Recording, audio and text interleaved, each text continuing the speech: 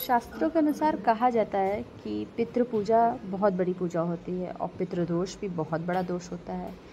तो भरसक प्रयासों के बाद भी अगर वंश आगे नहीं बढ़ता, अगर हमारे ऊपर पितृदोष है, तो बहुत से लोग इसके लिए पूजा भी कराते हैं। कई 3 साल में त्रिपिंडी की पूजा होती है पितृदोष के लिए, और ऐसे हर साल लोग श्राद्ध करते हैं, ब्राह्मणों को खिलाते हैं।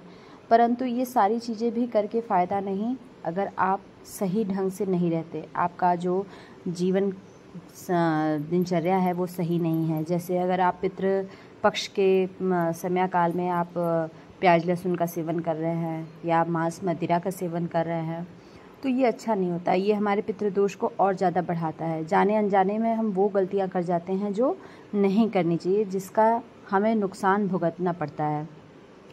अगर घर में कहीं पीपल का पेड़ उग रहा है तो वो भी पितृदोष का ही लक्षण माना जाता है।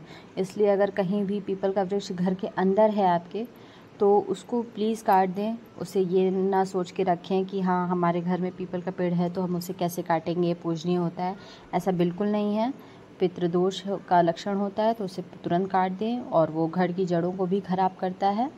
अगर उसकी जड़ फैल जाए तो घर भी खंडित होता है उससे, जो अच्छी बात नहीं है। और अगर घर के आसपास पीपल का वृक्ष है जिसकी छाया अगर आपके घर में पड़ रही है, तो वो भी आपके लिए वास्तु दोष का कारण बनता है।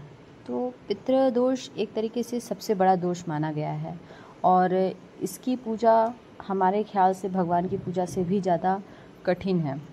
ज़्यादा मनाना पड़ता है इन्हें। और कोशिश करिए कि अगर आपके पास पैसा हो, इंतज़ाम हो, तो आप गया कर लें।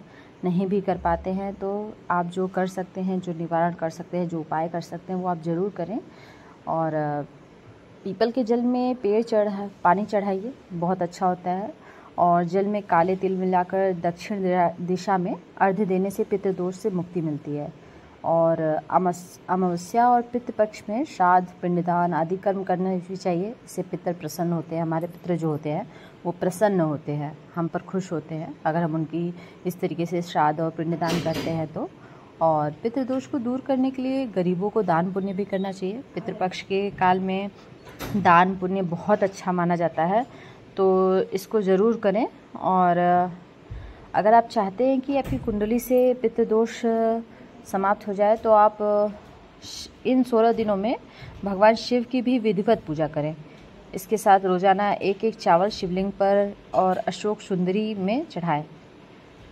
ये सब क्रियाएं करें और पितृदोष से हो सके, जितना हो सके उतना छुटकारा पाने की कोशिश करें, क्योंकि पितृदोष एक बहुत बड़ा ही दोष है, जिसकी वजह से हमें बहुत सारी दिक्कतें झेलनी पड़ती है। हमें संतान सुख की प्राप्ति नहीं होती है, वंश आगे नहीं बढ़ पाता है, पुत्र की प्राप्ति नहीं हो पाती है। जो बहुत लोग इसको बहुत ज़्यादा महत्वता भी देते हैं, पुत्री हो फिर भी पुत्र ज़रूर चाहते हैं।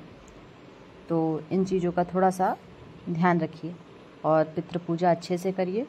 अच्छे से पितृदोष से मुक्ति पाने के लिए पितरों की पूजा करिए, उन्हें खिलाइए पिलाइए। गरीबों को दान ज़रूर करें, बहुत अच्छा होता है।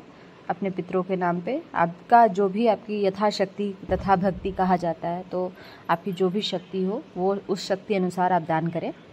आपके पास खाना है खाना दें, कपड़ा है कपड़ा दान करें।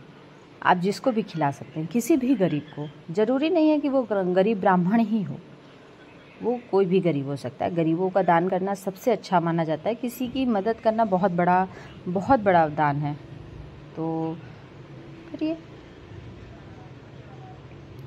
और पितृदोष बहुत तरह के हो सकते हैं, और अलग अलग दोषों के लिए अलग अलग उपाय हैं।